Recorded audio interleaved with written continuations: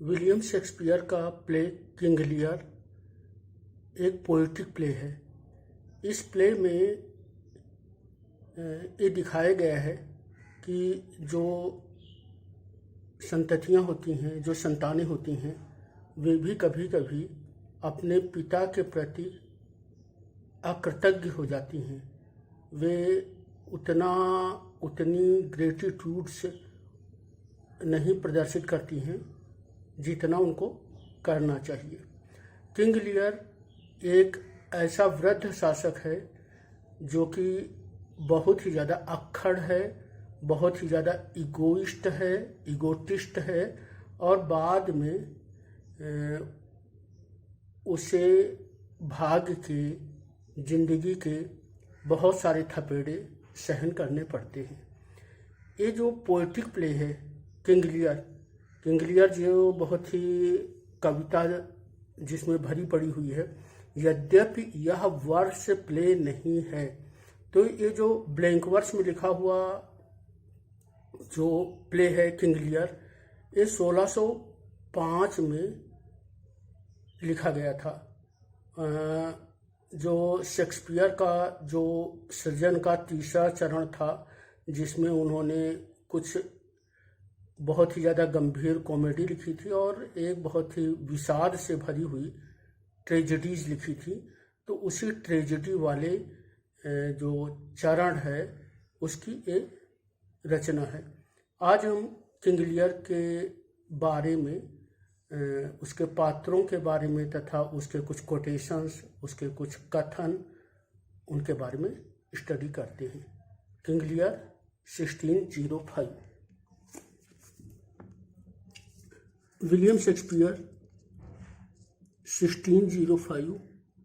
तो William Shakespeare ने 1605 में किंग लियर लिखा था। नाम था the tragedy of King Lear.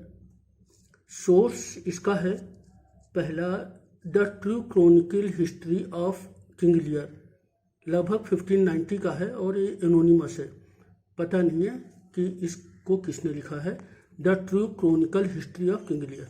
दूसरा स्रोत है the chronicles of England, Scotland and Ireland, second edition, लगभग 1587, और इसको होलिनशेड ने लिखा है।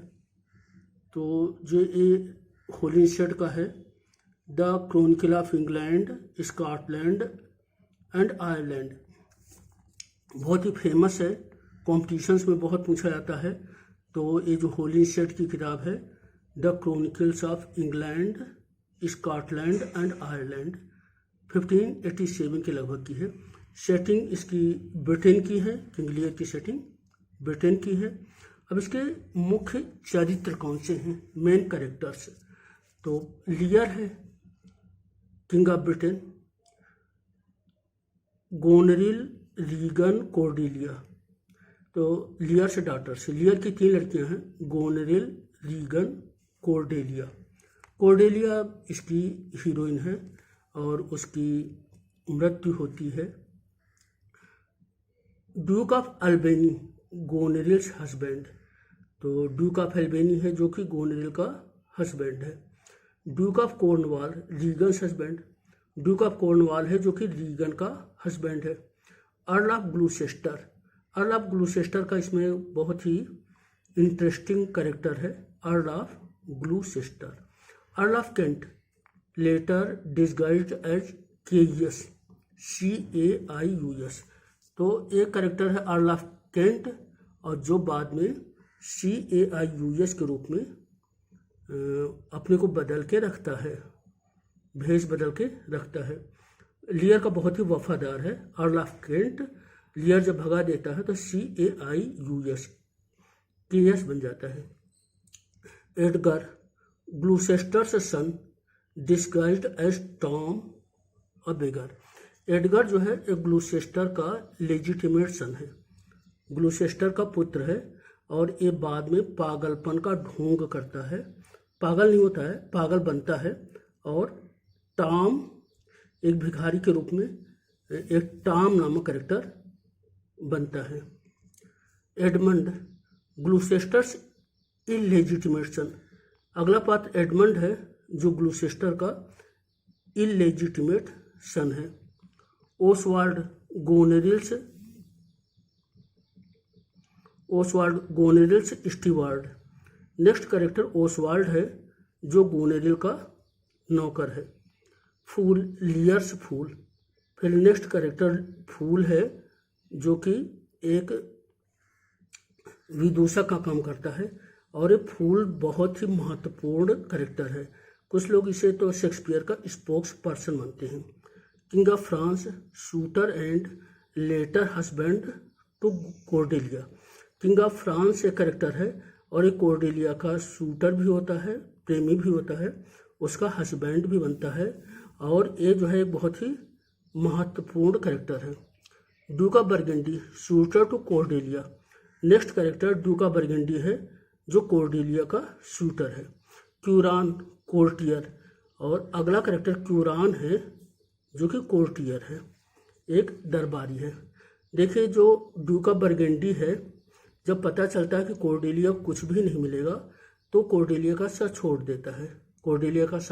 देता है, जबकि किंग ऑफ फ्रांस है वो कोर्डेलिया को एक्सेप्ट करता है।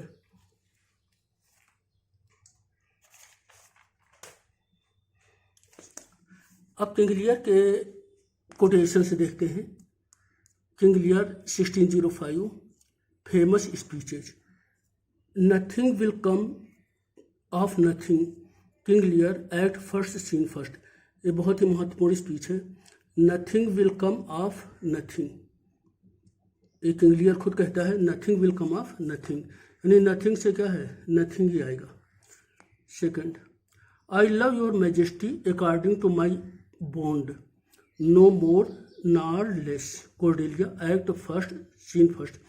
कोर्डेलिया कहती है कि I love your majesty according to my bond, यानी मैं तुम्हें उतना ही प्यार करती हूँ जितना मुझे प्यार करना चाहिए।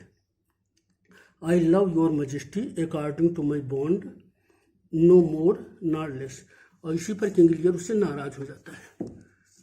थर्ड है, how sharper than a serpent's tooth, it is to have a thankless child, King Lear act first scene fourth. तो किंग लियर की जब वे जो दो लड़कियां थी जिसको उसने सारी प्रॉपर्टी आधी प्रॉपर्टी दे दी थी, कोर्डेलिया को तो उसने कुछ दिया नहीं था, तो वे जब उसके साथ बुरा व्यवहार करती हैं तो किंग लियर को एहसास होता है। वो कहता है how sharper than a serpent's tooth, it is to have a thankless child. ये थैंकलेस चाइल्ड जो है वो सांप के विषैले दांतों से भी तीखा होता है। I am a man more sinned against than sinning, ये बहुत फेमस कोटेशन है किंग लियर का एक्ट थर्ड सीन सेकंड का। I am man a more sinned against than sinning, तो एक किंग लियर पछताते हुए कहता है I am a man more sinned against than sinning. As flies to wanton boys are we to the gods, they kill us for their sport। एक Gloucester का कथन है, बहुत ज़्यादा कोट किया जाता है। As flies to wanton boys are we to the gods, they kill us for their sports। यानी जो देवता हैं उनके लिए आदमी कोई महत्व नहीं रखता है, वे अपने खिलवाड़ के लिए आदमी के साथ कुछ भी व्यवहार कर सकते हैं। एक ग्लूसेस्टर का कथन है।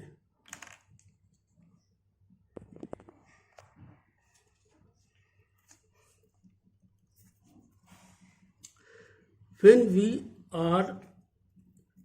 are born, we cry that we are come to this great stage of fools। एक King Lear act fourth scene 6 का है, यानी King Lear act fourth scene 6 में कहता है When we are born, we cry that we are come to this great stage of fools। यानी जब बच्चा पैदा होता है तो रोता है, और उसके रोने का मतलब होता है कि बेवकूफ़ों की ये जो अभिनयशाला है, जो नाटक है, नाटक का मंच है, उसमें वो आ गया। रीजन इन मैडनेस, एडगर का एक्ट फोर्थ सीन 6 का है reason in madness. Men must endure their going, rightness is all, Edgar का एक्ट 4 सीन सेकंड का है, बहुत ही इंपॉर्टेंट कोटेशन है।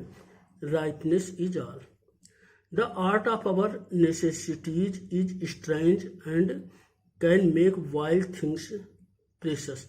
ए लियर कहता है एक्ट 3 सीन सेकंड में कि the art of our necessities is strange and can make wild things precious. और striving to better oft be mar what's well, यानी हमारे पास जो अच्छा है वो भी हम बर्बाद कर देते हैं। अल्बेनी एक्ट 1 सीन 4 में कहता है striving to better oft be mar what is well. Thank you.